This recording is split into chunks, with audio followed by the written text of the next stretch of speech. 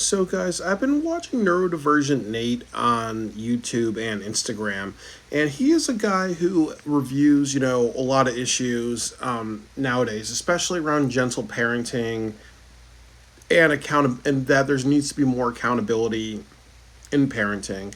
So he was reviewing this video of a child at FDR Park who was climbing a tunnel slide, and then the child falls like 15 feet, and then what happens is that the child lands on their head and neck, really. And you don't know how old this child is. I think they said it's like he was like 3 or 4 years old. So obviously it's a very dangerous situation. And I just wanted to chime in my thoughts about it. That first of all, I've been very critical when I see videos like this because sometimes when I was a child and I did something dangerous or stupid, um, usually people would watch me get hurt and either laugh at me or smack me and hit me to be like, there you go, stupid, or whatever, really. I remember like one time in middle school, I said something stupid. I said something like, I was watching the Guinness Book of World Records, and I was watching some other programming where people did some freak show stuff, really. And I remember telling my dad, you know what, I can use a knife I can put a knife in my eye to cut my steak. And what I meant by this is not take the sharp end, but put a knife like this and be like cutting my steak, really. I remember like my dad looking at me like I was the stupidest kid in the world, really, because I think everybody kind of knew they thought differently about that. But the point of it is, I remember like how that was an example of me saying something that was just very very dumbass, really.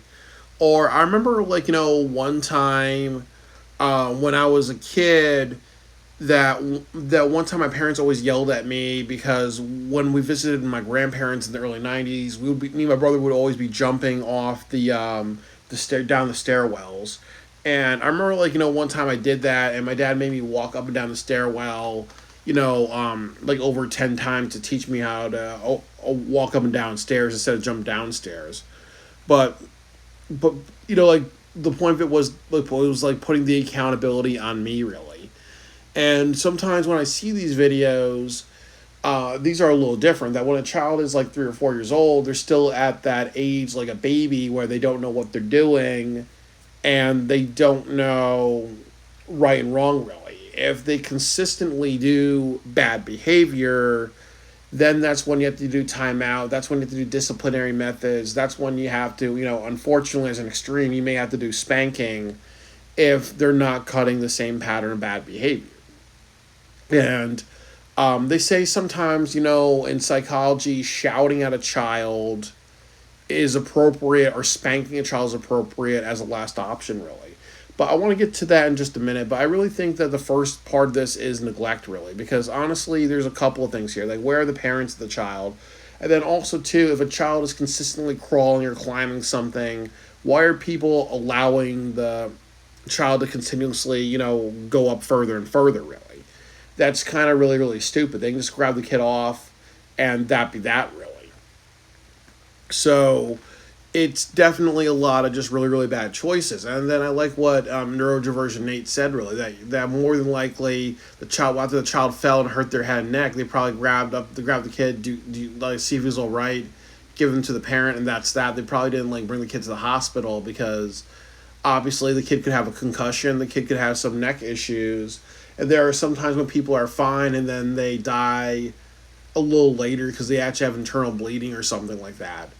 Or, there are times when, kids can develop, like, mental disabilities and other types of disabilities because they fell on their head and other things like that.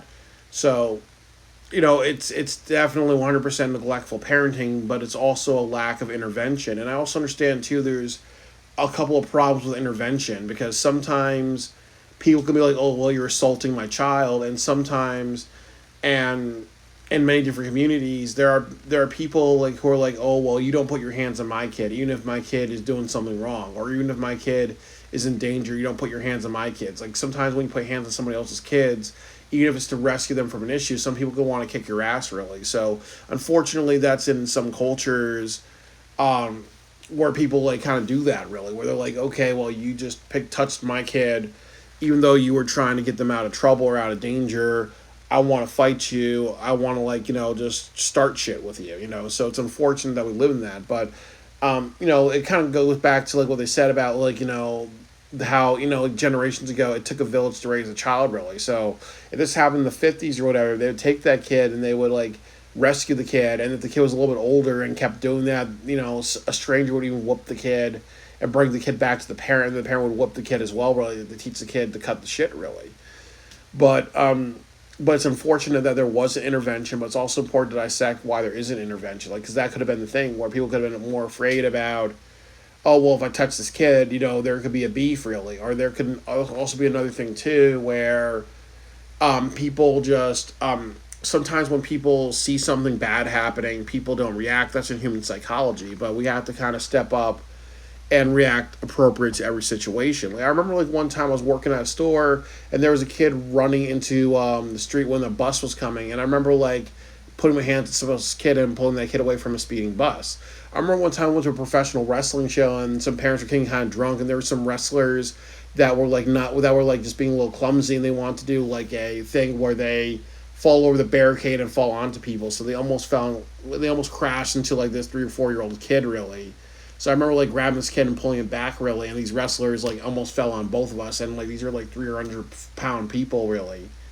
So, but it's a situation where I had to put my hands on other people's kids to protect them really. So it's important to have that initiative. The other issue that I would say as well is, like I've talked about, is disciplining, because I remember like I had an issue with a younger brother and he kept running out of the house really. And I remember like one time my dad shouted at him and my brother was running back and he was crying and my dad gave him a hug really. But I also remember one time my brother also did that when we had a babysitter, my dad wasn't there. I remember my brother, when I pulled him inside, he was slapping me and hitting me, and I remember putting over my knee and I spanked the hell out of him. And then he never had that issue again. And even though I got punished for spanking him, and my dad got so mad, he ripped the video game controller and then he pulled my video game system out of the wall and told me, it said things like, this is why teenagers can't be parents and you're a bully, Byron, when it was just clear that, he just didn't like, grab my younger brother and spank his ass really and teach him respect really. It was one of those things too where, as my father completely like, missed the point on disciplining my younger brother really. He was more concerned about how I had to step in and be a parent really. And that's also kind of like another issue in situations like this where you have to wonder if that child has a behavioral issue, and if the child has an issue where they don't listen to their parents, then sometimes you need to start spanking your kids even at a young age, or you need to just enforce consequences, or you may be like, okay, well the kid must have a behavioral issue, I can't parent this kid, so this kid has to go into a foster care.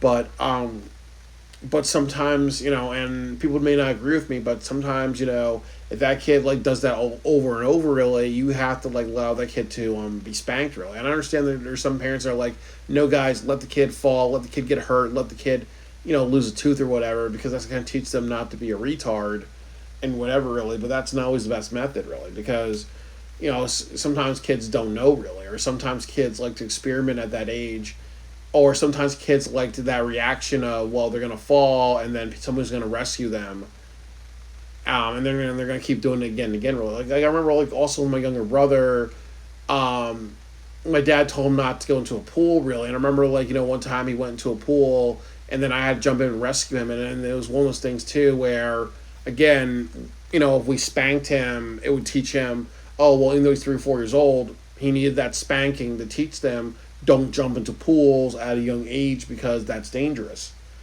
Or remember, like, my brother used to spook at me, like, he would just pop out of corners and yell and scream, and sometimes I remember almost falling down the staircase and other things like that, really. And I remember, like, he almost did that, and he almost, like, hurt my grandmother or other people because he would do that to other people, and then my dad shut that down, really, with him. Because, but I remember a lot of times he'd run to his room and hide, or sometimes if my brother or my grandma was cooking and when she dropped something and made a mess, my dad and my grandma would be talking about like how they're a little frustrated at him, but they never like drag his ass down and be like, hey, you need to clean this up really. And then there's a spanking for you afterwards to learn not to scare and and tackle people or jump on people, um, especially when they're cooking or whatever. Like, well, what would happen if my dad had a hot pot and there's like some spicy tomato sauce and threw at my brother if he startled him? And I would teach my younger brother, hey, you don't do that really, because you don't, like, spook people or scare people while they're cooking, because someone can get hurt. Or I remember, like, another time, my little brother had an issue when I was sleeping. He would just jump on me. And I remember one time I threw him across the room because I had some PTSD of people hitting me or poking me or punching me or smacking me from behind. Really, I remember how my dad was more mad at me, really, and saying, you need to just, not touch him while you're asleep. Like, what the fuck is that, really? But it was a situation where my brother put himself in danger, and he was not taught, do not do this. He was kind of taught, do whatever you want, really, but we're going to shift blame.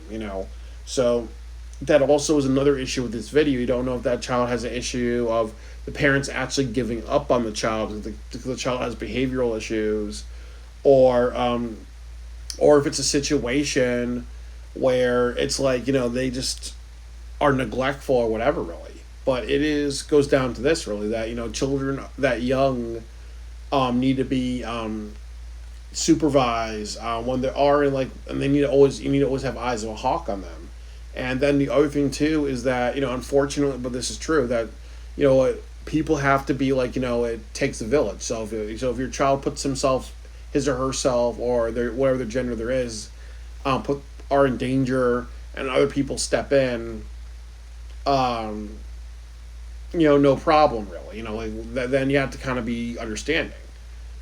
But ultimately, too, I also believe in teaching a child accountability at a young age, because there's a lot of children who grow up and they don't learn accountability, or when they get punished, they kind of are mad about the punishment instead of understanding that their actions led to a punishment. But yeah, it's an unfortunate video, but it touches on a bunch of different things about teaching a child accountability and holding parents accountable for a child putting themselves in a bad situation. So yeah, honestly, be so for real.